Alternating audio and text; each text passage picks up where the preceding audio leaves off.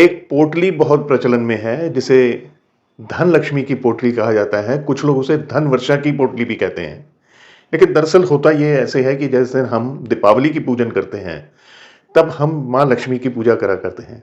और ऐसे समय में कुछ पूजा करी हुई ऐसी चीजें हैं जिन्हें यदि हम पूरे साल भर संभाल के रखें, तो ऐसा माना जाता है कि इससे हमारे घर में धन का गलत व्यय, बिना मतलब का खर्चा है वो कम होना शुरू हो जाता है। जो हम पैसा लेकर आते हैं उसमें स्थिरता आती है, और जो पैसा हमने घर में संचित कर रखा है या जो हमने ज्वेलरी अपनी सोने के चांदी की वस्तुएं जो भी हमने एकत्रित करके रखी हुई हैं, सेव करके रखी हुई हैं, उनमें स्थिरता आती है और सुख समृद्धि का वास तो बना ही रहता है।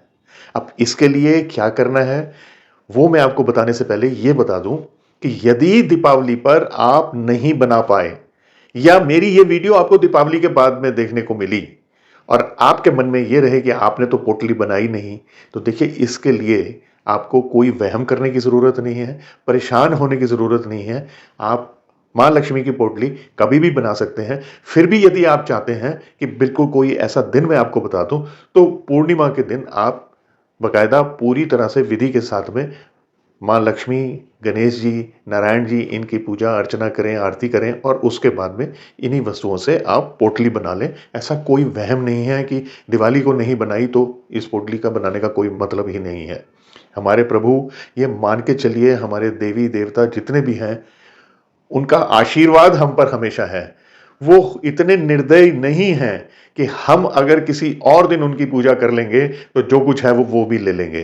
तो कृपया वहमों से अपने आप को दूर लाएं, जीवन को सिंपल बनाएं जितना बना सकते हैं। अब मैं आपको बताता हूं ये पोटली कैसे बनाते हैं और क्यों बनाते हैं। देखिए, पोटली बनाने के लिए आपको सामग्री कौन सी चाहिए होगी। एक तो आपको पोटली चाहिए होगी। ये पोटली अगर आपको ना मिले तो आप इसके स्थान पर लाल कपड़ा ले सकते हैं। हल्दी की 5 गांठें चाहिए होंगी, थोड़े से चावल चाहिए होंगे साबुत वाले, थोड़े से कमलगट्टे चाहिए होंगे 5 पीस, 5 आपको कौड़ी चाहिए, 5 चाहिए आपको गोमती चक्र, 2 चाहिए आपको सुपारी, 5 लौंग चाहिए आपको, थोड़े से आपको धनिया साबुत चाहिए और चांदी का एक सिक्का। अगर चांदी का कॉइन ना हो तो आप जो भी प्रचलन में कॉइन है आप उसे डाल सकते हैं। उन्हें ऐसा करना है कि थोड़े से चावल उठाने हैं और इस पोटली में डाल दीजिए। यानी जितने भी आपने पूजे हैं उतने ही चावल सारे के सारे डालने हैं। मैं सिर्फ दिखाने के लिए आपको बता रहा हूं। ये 5, इसके बाद में आपने इसी पोटली में हल्दी डाल देनी है। 5 हल्दी डालने के बाद आपने ये 2 सुपारी भी बीच में डाल देनी है। ये सारी वो होनी चाहिए जो पूजा करने के बाद में आपने एकत्रित करी है। फिर इसमें आप ये धनिया डाल दीजिए। ठीक है जी, सारा डालना है आपने। 5 गोमती चक्र डाल दीजिए, 5 इसमें कौड़ी डाल दीजिए और 5 ही इसमें कमलगट्टे डाल दीजिए। अब इसके बाद 5 लौंग पूरे ये भी आपने डाल देने हैं और थोड़ा सा केसर इसमें डाल दीजिए। अब केसर डालने के बाद में आप जो कॉइन है उसे आप इसके बीच में डाल दीजिए और ये आपकी पोटली तैयार हो गई। इस पोटली में जितनी भी वस्तुएं डाली गई हैं सबका अपना मतलब है। जो हल्दी है वो भाग्यवर्धक है और पीला रंग जो है वो धन को आकर्षित करता है।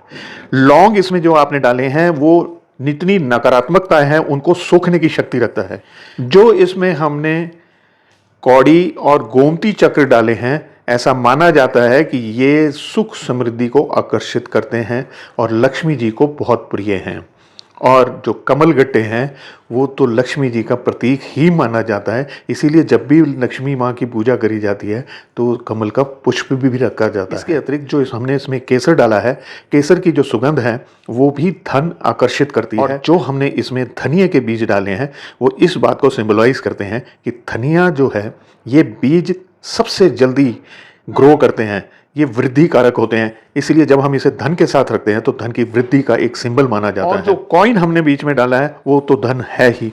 अब ये पोटली जो है आपकी बनके तैयार हो गई है। ये सारी सामग्री जिस स्थान से पूजा का सामान मिलता है वहां से भी मिल जाएंगी और यही सारी वस्तुएं आपको अपने ग्रोसरी स्टोर से भी मिल जाएंगी। यहाँ एक प्रश्न आपके मन में जरूर आ रहा होगा कि हमने पिछले साल जो पोटली बनाई थी उसके अंदर की सामग्री का हम क्या करें।